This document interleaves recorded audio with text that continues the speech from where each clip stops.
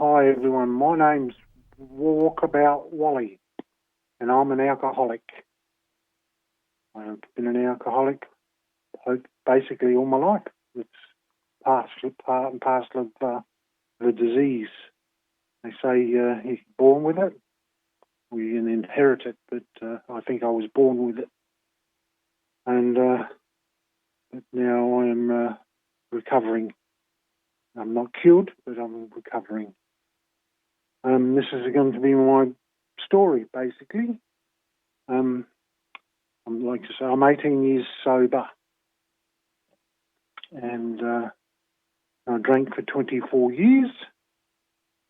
And by the end of my drinking, I was drinking a bottle of spirits a day, plus beer, wine, and spirits. Anything I could get my hands on after that to satisfy my thirst for alcohol.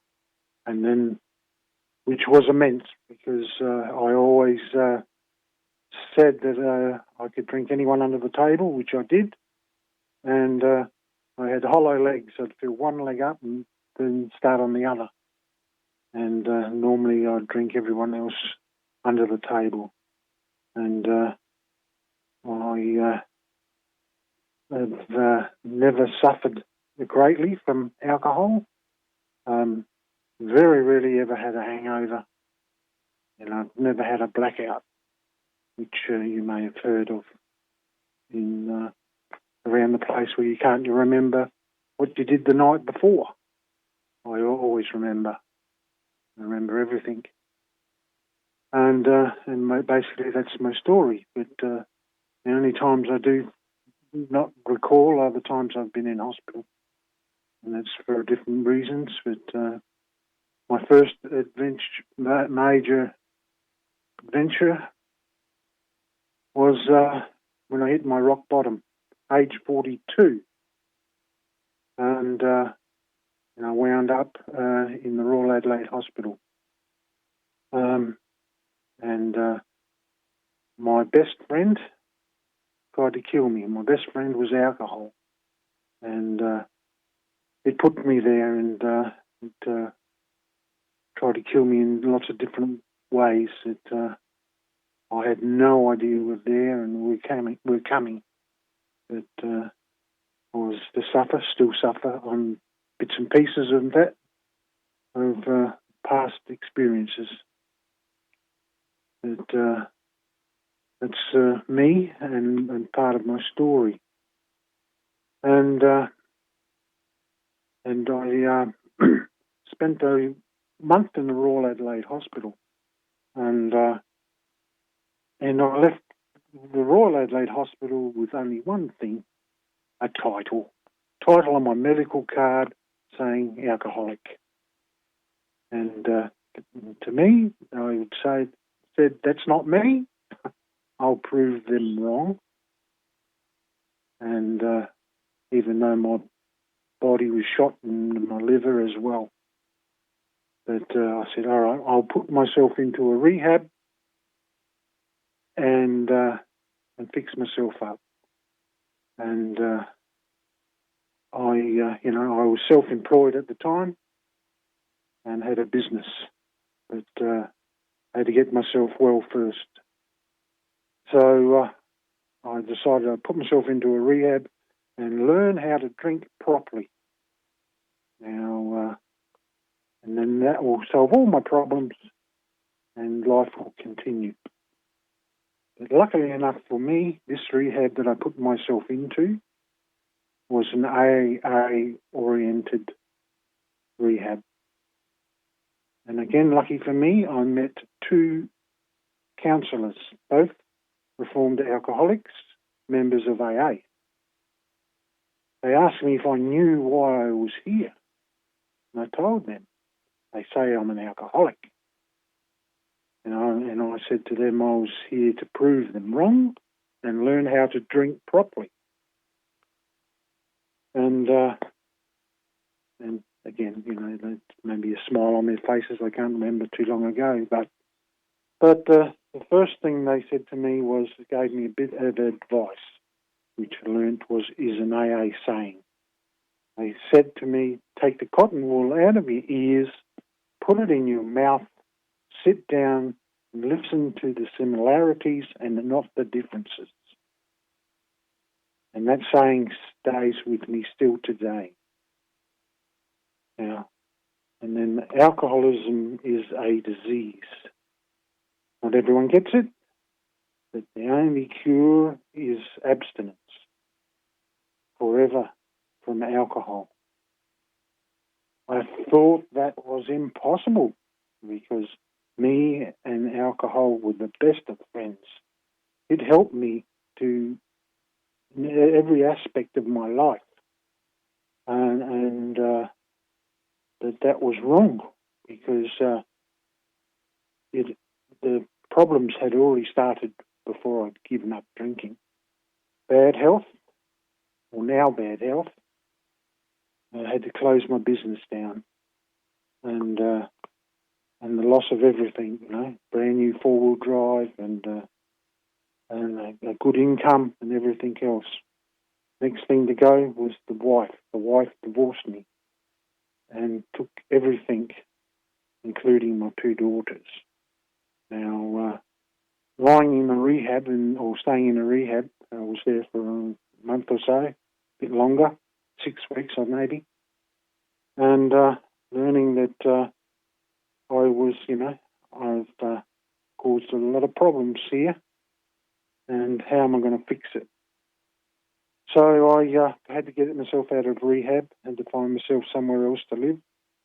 And as they always say, one place you can always go back to, and that's your mum. And at 42, I asked my mum if she could take me home again. And she did. And I was grateful for that. And I spent the next year or so at my mother's place. Now, in that year, I decided to do is get myself well. Now, physically and mentally, I was not a good chappie. I mean, my liver was shot and a lot of other problems in my body, all due to alcoholism. But I had to get myself better. And one of the things was to go to an Alcoholics Anonymous meeting. And in those days, you could do many, many meetings because they had a lot of meetings. And I did 3 meetings a day, 1 for breakfast, 1 for lunch, and 1 for tea, because I needed it. I did that for the first year because I knew that I had to get myself well. And like I said, in between all of that, I had to get myself, in and out of hospital appointments and everything else. And part of that time, I didn't have a driver's license either. I'd lost that before I went or before I crashed. So, so I had to get around, and I did. I busted everywhere, or walked, one or the other, which was good for my health. Doing a lot more walking, losing weight and not drinking, and sitting around is not a good thing to do, especially for this person, because I'm a workaholic, and I've always got to keep busy. So so if I can't sit at home, so I've got to get out. So that's why I went to meetings, and I got to know people, and I got to listen to people. Now, hence, and I got to ask questions. Now, that was my best part of my first year in AA. I asked questions. I mean, I sat at the back, like most people do when they first come to AA. Don't pick me. Don't you don't see me if I sit at the back. And I was the last one in the room and first one out. But I sat down and listened, and if I heard something that I liked, I'd go and talk to that person.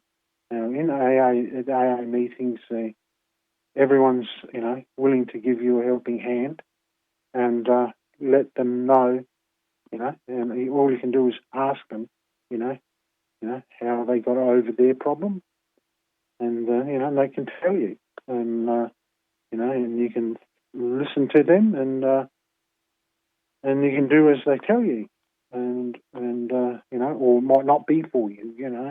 Everyone's different. It's your journey is what you make it. But again, there's one criteria that all members do in AA is not drink. Don't pick up that first drink. First drink does the damage. You'd think one drink doesn't do the damage, but it starts the progressive stage of getting back to alcoholism.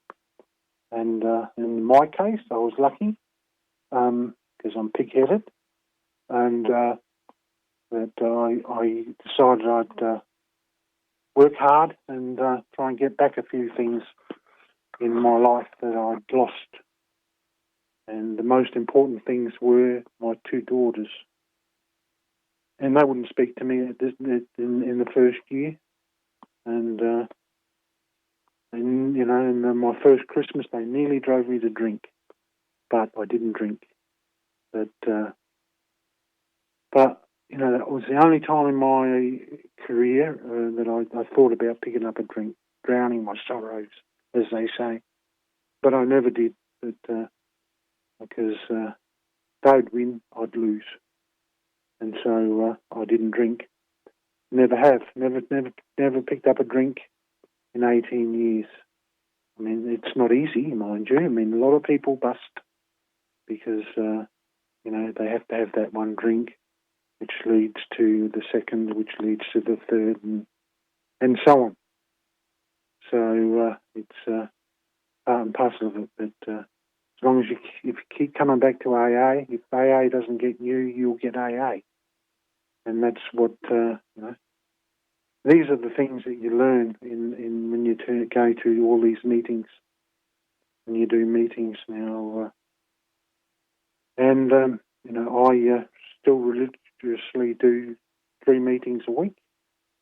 Many people ask me, my family members ask me, why do you do these meetings? And says, you don't drink anymore. You haven't drunk for a long time. But I said, I drink to remind me where I come from and where I never want to go back to. So I just keep doing my meetings. And it took me a long time to get physically well physically well. Mentally well, that's debatable. Some people say I'm crazy anyway, but we all think we're crazy. But I persevered. I got myself, a paying job, and I went back to doing what I did, being a welder by profession. I went back to welding, but I didn't like working for a boss since I was a boss. So that didn't last too long. So I took up a job in the security industry, where I worked for a few companies and did lots of different security. Basically being on my own, being my own boss then, driving patrol cars or static positions, working in hospitals, all the things that the security guards do, I did. And then, luckily enough, it was at night time because I could then spend days doing AA meetings, which worked good for me.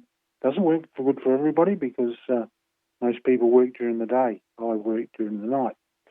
But again, that's my story anyway. But you have to get to do what you have to get to do, and I did that, and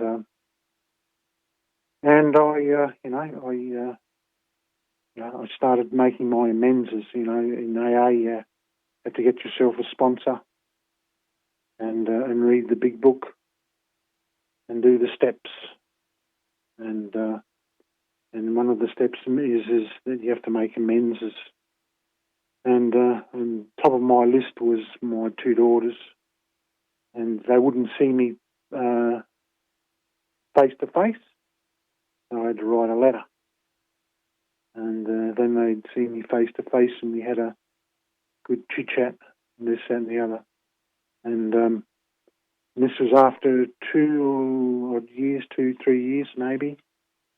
My eldest daughter, my first visit with her, she realised that her dad was back, and she realised I was a sick person, not a bad person, and hence our relationship started up again, and now we are inseparable, which is good because I now have two grandkids, and I'm allowed to see them, and that's one benefit that I know that Alcoholics Anonymous has given me, because if I was drinking, I would not be anywhere allowed near them, and or my family wouldn't have anything to do with me anyway, and that's part and parcel of what you have to do with your life, and then I did that, and I got myself a sponsor, and I did the steps.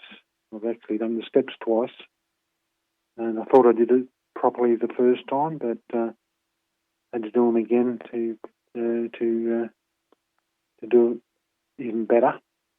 But it's what I had to do. Everyone's different, and everyone takes in their own time to do all these things.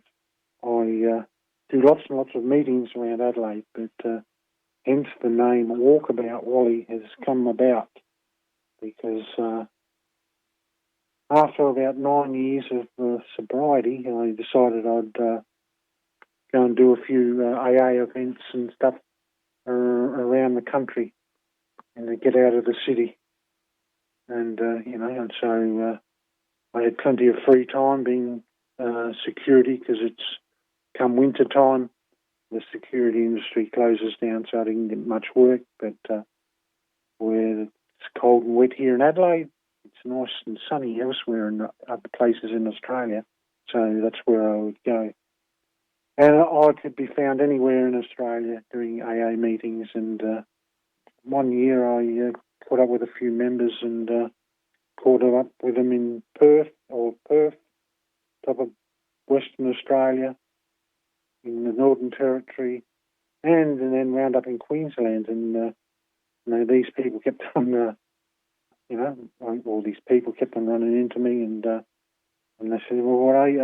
I'm Walkabout, and so hence the name stuck, because I could be anywhere, anytime, because my life is AA now, and because I know it's given me what I need in my life, and that is I don't need alcohol. The money I've saved from alcohol, I don't smoke. I gave them up many years ago too, but the alcohol and didn't work, so I saved my money, and I spend it on doing, as we call, camps and rallies and conventions all over the country. I've also been around pathways around the world as well. I've been to Bali, to AA conventions, been to America, and a few meetings in America. It's not drinking has opened up my world immensely, and which is good in my respect, because I can go anywhere in the world and I can find friends. Just have to turn up to an AA meeting, because we're all friends in AA, which is good, and hence it's amazing what where you can turn up or wind up, or get a lift to, or get or a bed for the night, or somewhere to stay, and which is it's been my experiences over the last 10 years anyway of doing that type of work, and my trick of staying sober and keeping myself sober is I've got to keep myself busy, and I've got to keep myself occupied. Now, if I don't do that, then I can become complacent, and that's a biggest problem with AA is complacency and resentments, and these things lead to drinking. For the simple pure fact that if you hold a resentment, it'll just build up inside you, and you'll wind up picking up a drink just for the sheer pain of it all, I suppose. But hence, this is where the steps come in. Making amends. As there are many sayings in AA. Now, you can't point the finger at a person because you have three fingers pointing back. You have to look at yourself first before you start looking at somebody else. And things like that. I've looked at it, and is that there now? If I insult somebody or I hurt somebody, and I go home and I do an inventory of the day and realise that maybe I shouldn't have said that. The next time I see that person, I'll make an amends. I'll make an apology. Now, whether the person remembers it or has taken offence to it, it doesn't really matter because you've made your amends and you've cleaned your side of the street. Now, if they accept it, that's good. If they don't, that's their problem, not yours. So you've done your bit, and then you have a good night's sleep. So, and that's what it's all about, And you don't need to drown your sorrows and worry about it, and is he going to hate me, or is she going to hate me, or this, that, and the other. So, and you've got to make your amends, and some people will accept it, and some people won't. And I've had many of those over my lifetime. And trying to wait for an amends is from someone which may never come. That's their problem, not mine. And I've made my amends with them. If they don't want to make their amends back to me, that's again, like I said, that's their problem, not mine. And it just becomes water under the bridge, and it's done and gone. And all little things like this you learn when you go to AA and helping other alcoholics. Now, when I go to all these rallies and this and the other, I go to these rallies and everything else to spread the message, to talk to other alcoholics. Also make friends. I have many friends. I have more friends now in my life than I've ever had. And I know people in every state, in every city, major city in the country. And my life is enjoyable. And, it's sometimes can be embarrassing because technology nowadays that you passing through a town or somewhere like that and you fail to call in and see someone and they see you on Facebook and they'll ring you up and say, why didn't you call in?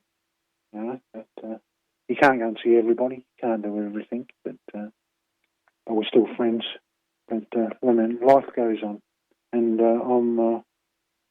I've done that, and in my journey, I've had to do lots and lots of things. Now, I've organised lots of AA functions and everything else like that, and that's called service. Now, service is a lot to do in AA because it doesn't run on its own type of thing. So you've got lots of service, because you get yourself to a meeting, and once you find a nice meeting that you enjoy, whether it's local or not local, it doesn't really matter. You've got to be comfortable in where you are, and then you put yourself down as a member of that group. and then you help, And first thing I learnt as being a member of a group is that help with the dishes. Tea towel therapy. It's amazing the amount of people you meet and the conversations you have over drying dishes. And I think that's really, really good for a newbie, as they say, is do a bit of cleaning up after the meeting, and you get to meet the members and you get to know things. And then we do have positions in AA meetings. We have the secretary who opens up the meeting. We have a treasurer, catering officer, a few other little bits and pieces. And we have a group conscience once a month if we have enough members. And we have our own little group. Now, AA groups are all self-autonomous. I mean, each group looks after itself. We are a non-profit organisation, so we rely only on what our members contribute to us. Now, you don't have to give anything, but a little bit helps, and pays the rent, puts coffee and tea and milk on the table, and a few biscuits and a few other bits and pieces, and any excess we send off to our service office to keep that running, which supplies all the literature and helps out with a lot of other things like a helpline and a few other phone